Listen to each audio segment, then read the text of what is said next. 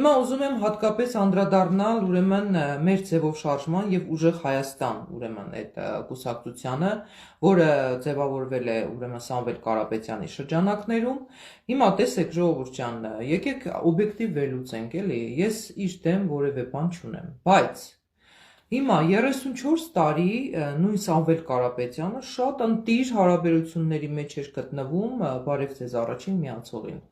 Ուրեմն 34 տարի Սամվել Կարապետյանը շատ ընտիր հարաբերությունների մեջ էր գտնվում Պուտինի հետ, շատ ընտիր հարաբերությունների մեջ էր գտնվում Քոչարյանի հետ, շատ ընտիր հարաբերությունների մեջ էր գտնվում Սերժիկ Սարգսյանի հետ։ Հիմա այսօր որ եկել են 300,000 աշխատատեղ կստեղծենք, 20,000 բնակարան կնվիրենք եւ այլն, այդ ուզում է օբյեկտիվ հարց է առաջանում, էլի։ Այդ մարդկանց, ովքեր նմանատիպ խոստումներով կերակրում են ձեզ ամեն օր, ուրեմն ամեն օր մի գրասենյակ բացելով, չգիտեմ, այդ նույն մարդկանց տեղից տեղափոխելով ընդեղից տեղափոխելով ընդեղ, այդ իրենց սպասարկող այդ մեդիա դաշտը, հեռուստաընկերությունները ողողելով ամեն օր ռեժիմով, ձեր ուղեղները լվանալով, խոսում են այն մասին, որ եկան հենց իրենք եկան, շատ լավ է լինելու, ուժեղ Հայաստան է լինելու։ Բա հարց է ծագում, ժողովուրդ ջան, պարզ մի բնական հարց է ծագում։ Բա այն Սերժի ժամանակ, Քոչարյանի ժամանակ, որ ժողովուրդը ամենօրյա ռեժիմով թալանվում էր, որ երկիրը վերածվել էր հանցավոր մի հատ, չգիտեմ, կլանային համակարգի, որ ժողովրդին բռնաբարում էին, հարստահարում էին, օրենքները ոտնահարվում էին, քրյա օլիգարխիան վխտում էր երկրում։ Բա Սամվել Կարապետյանը ուր էր։ Բա այդ ուժեղ Հայաստանը ինչի համար չէր ուզում կառուցեր։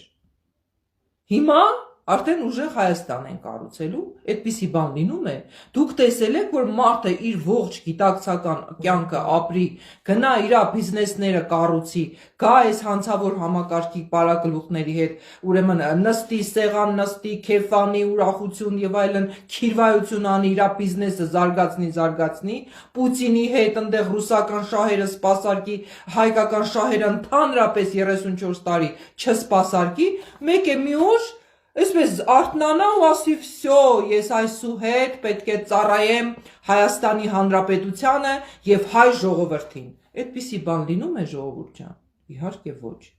Իհարկե ոչ։ Այսինքն 34 տարի մենք տեսել ենք, հազարավոր խոստումներ ենք տեսել, հազարավոր, չգիտեմ, բաներ են կերակրեցես։ Հիմա ժողովուրդ ջան, այս իրադրության մեջ, այսպես ասած, կոզերը ձեր ձեռքում է գտնվում։ Մինչև դուք չգնաք եւ ընտրություն չկատարեք, այդ մարդիկ չեն կարողանալու որևէ բան անել։